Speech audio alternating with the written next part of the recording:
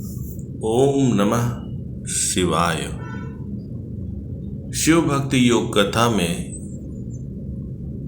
आज शिव भक्तों का हार्दिक अभिनंदन है, स्वागत है। आपके भीतर उपस्थित शिव तत्व को प्रणाम करके आज की शिव भक्ति योग कथा प्रारंभ करते हैं। एकम ज्ञानम नित्यमादंत शून्यम नान्यत किंचिदवर्तते वस्तु सत्यम यदे दोष्मि त्रि इंद्रियोपाधिनाम वै ज्ञानस्यायम भासते नान्य नैव। देवादिदेव महादेव कहते हैं, केवल एक ज्ञान ही नित्य आदि अंत रहित है।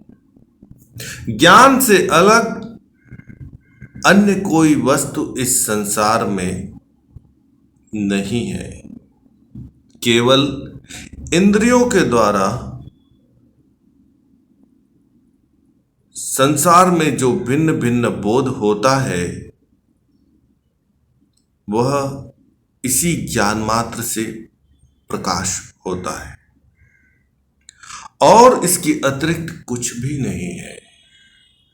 आगे कहते हैं, अथ भक्तानुरोक्तो अहम वक्षे योगानुशासनम ईश्वरः सर्वभूतानां आत्ममुक्ति प्रदायकः त्यक्ता विवादशीलानां मतम दुर्ज्ञानम हेतुकम आत्मज्ञानाय भूतानाम नन्यगति चेतसा। आगे कहते हैं कि हे शिव भक्तों, इस पृथ्वी पर स्थित सर्व प्राणी मात्र के ईश्वर आत्म मुक्ति प्रदायक के भक्त वत्सल जिज्ञासु दुखी और रोगी जिन मनुष्यों को सिवाय आत्मज्ञान के अलावा कोई गति नहीं है, उनके हेतु कृपा पूर्वक योग की कथा कहते हैं। विवादशील लोगों का मत दुर्ज्ञान का हेतु है, यह त्यागने योग्य है। देवादिदेव महादेव योग के अधिष्ठाता, योग के जनक, जिन्होंने सबसे पहले योग की शिक्षा माता पार्वती को दी। और देवादिदेव महादेव कहते हैं कि हे महादेवी, निज कल्याण और प्राणी मात्र के कल्याण के लिए यह योग की विद्या मैं आपको कहता हूं। और यह भी कहते हैं कि योग अनुशासन अत्यंत ही कल्याणकारी है, लाभकारी है, लेकिन विवादशील लोगों को, जो दुर्बुद्धि युक्त है, वे सदैव त्यागने योग्य है। और आगे कहते हैं, सत्यम केश्चित प्रशंसन्ति तपः शौचम तथा परे क्षमा केश्चित प्रशंसन्ति तथैव समावार्जवम केश्चित प्रशंसन्ति पितृकर्म तथा परे केश्चित कर्म प्रशंसन्ति केश्चित वैराग्यमुत्तमम्। आगे कहते हैं कि इस जगत में, इस संसार में कोई सत्य की प्रशंसा करते हैं, कोई तपश्चर्या की प्रशंसा करते हैं, कोई शौचाचार की प्रशंसा करते हैं, कोई क्षमा की प्रशंसा करते हैं, कोई समता की प्रशंसा करते हैं, कोई सरलता की प्रशंसा करते हैं, तो कोई दान की प्रशंसा करते हैं, कोई पितृकर्म की प्रशंसा करते हैं। कोई सकाम उपासना की तो कोई पुरुष वैराग्य को उत्तम कहते हैं। हे भक्तजनों, इस जगत के भीतर प्रत्येक व्यक्ति को इंद्रियों के द्वारा जो बोध होता है वह उसकी प्रशंसा करता है, लेकिन देवादिदेव महादेव कहते हैं केवल योग के द्वारा, योग की उपासना के द्वारा, योग की साधना के द्वारा आपको जिस सत्य का बोध हो जाए, निजत्व का बोध हो जाए, जिस के द्वारा आपके मूल संस्कारों का बोध हो जाए और आपके भीतर परिवर्तन प्रारंभ हो जाए, आप उसकी प्रशंसा करें, उसी मार्ग पर चलें। यही शिव का कल्याणकारी उपदेश है। आगे कहते हैं केश्चित् गृहस्थ कर्माणि प्रशसन्ति विलक्षणा अग्निहोत्रादिकं कर्म तथा केश्चित् परम विदु मंत्र योग प्रशंसन्ति केश्चित् तीर्थ अनुसेवनम एवं बहुनुपायामस्तु प्रबदन्त विमुक्तये। देवादिदेव महादेव अपने भक्तों से कहते हैं कि हे भक्तों, इस संसार के भीतर, इस बौद्धिक जगत में, इस जीवन में आप ये अनुभव करेंगे, आप ये सुनेंगे कि कोई मनुष्य गृहस्थ कर्म की प्रशंसा करते हैं तो कोई बुद्धिमान पुरुष अग्निहोत्र कर्म की प्रशंसा करते हैं। कई मनुष्य मंत्र योग की प्रशंसा करते हैं तो कई तीर्थ सेवन करना मुख्य समझते हैं। इसी प्रकार मनुष्य बहुत से उपाय मुक्ति हेतु अपनी मति के अनुसार करते हैं। महादेव कहते हैं कि प्रत्येक मनुष्य अपनी मति के अनुसार मुक्ति हेतु प्रयास करता है, लेकिन योग बिना गति नहीं, योग बिना मति नहीं। और जो व्यक्ति योग की मति के अनुसार मुक्ति का प्रयास करता है वह सदैव सफल होता है।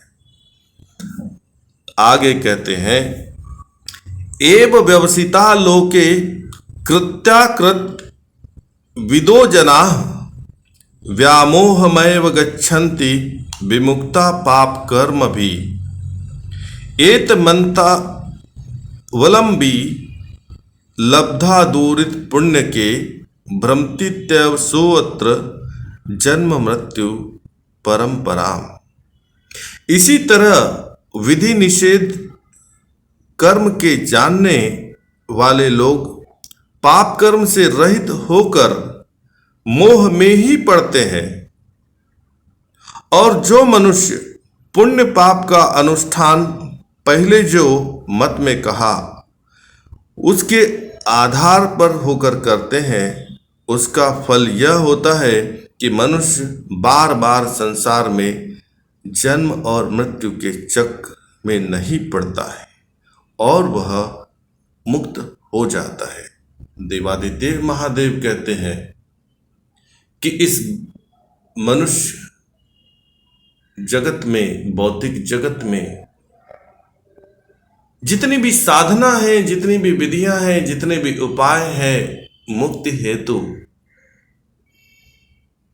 उनका एकमात्र अंतिम लक्ष्य होता है कि वे जन्म मृत्यु चक्र से बाहर निकल जाए, कर्म और फल के चक्र से बाहर निकल जाए। लेकिन जो मनुष्य जानकर भी विधि निषेध से तात्पर्य है कि प्रकृति के नियमों को न जानकर, कर्म और फल के नियमों को न जानकर कर्म करता है, वह व्यक्ति साधक रहकर, ज्ञानी रहकर भी जन्म मृत्यु और कर्म की चक्की में पिसता चला जाता है। देवादिदेव महादेव कहते हैं कि हे भक्तों, हे योग साधकों, जो मनुष्य काल कर्म के चक्र से मुक्त होना चाहता है, जो व्यक्ति रोग और स्वास्थ्य के चक्र से मुक्त होना चाहता है, जो व्यक्ति जन्म और मृत्यु के चक्र से मुक्त होना चाहता है, जो मनुष्य समस्त बंधनों से मुक्त होना चाहता है, वह केवल योग के मार्ग का अनुगमन करने की साधना करे। आगे कहते हैं, अन्य मतिर्मता श्रेष्ठ गुप्त लोगान तत्परे आत्मनो बहवा प्रोक्ता नित्या सर्वगता स्थिता यत् प्रत्यक्ष विषयम तदन्य नास चक्षते कुतः स्वर्गादय सन्ति ते निश्चित मानसा। आगे कहते हैं कि कोई कोई बुद्धिमान गुप्त शास्त्र के जानने में अर्थात प्रकृति के रहस्य को जानने को व्यापक कहते हैं, और बहुत प्रत्यक्षवादी तो यह भी कहते हैं कि जो वस्तु प्रत्यक्ष देखने में आता है वही सत्य है, इसके अतिरिक्त कुछ नहीं है। जिनकी बुद्धि स्वर्गादि के न मानने में निमित्त है। देवादिदेव महादेव इस श्लोक के माध्यम से शिव भक्तों को कहते हैं कि मनुष्यों के चित्त में कई प्रकार की धारणाएं होती है। कुछ ऐसा मानते हैं कि गुप्त रहस्य है, कुछ ऐसा मानते हैं गुप्त रहस्य नहीं है। कुछ ऐसा भी कहते हैं कि जो प्रत्यक्ष दिखाई पड़ता है वही जगत सब कुछ है, वही सत्य है, वही दृश्यम सत्यम। कुछ ऐसे भी है अदृश्यम असत्यम। लेकिन इन दोनों तथ्यों से हटकर केवल योग का मार्ग शिव भक्तों के लिए सर्वोपरि है। अर्थात हे शिव भक्तों, स्वास्थ्य की रक्षा और चित्त की मुक्ति के लिए देवादिदेव महादेव द्वारा दी गई योग की विद्या का अनुगमन करें, साधना करें और स्वयं को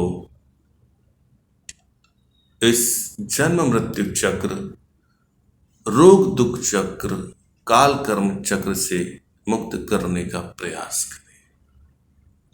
ओम नमः शिवाय। आज के लिए बस इतना है। प्रिय साधकों, मेरे द्वारा दिए गए इस कथा में जो भी शब्द हैं उन पर निर्णय लेने की जल्दी मत कीजिए, उन पर विचार कीजिए। किसी प्रकार की कोई धारणा न बनाएं, किसी प्रकार के तर्क वितर्क में पड़ना आवश्यक नहीं है। कथा को सुने, लगे लाभकारी तो अनुगमन करें, न लगे तो भूल जाए। किसी प्रकार का विवाद शिव भक्त को, योग साधक को शोभनीय नहीं हो सकता। ओम नमः शिवाय।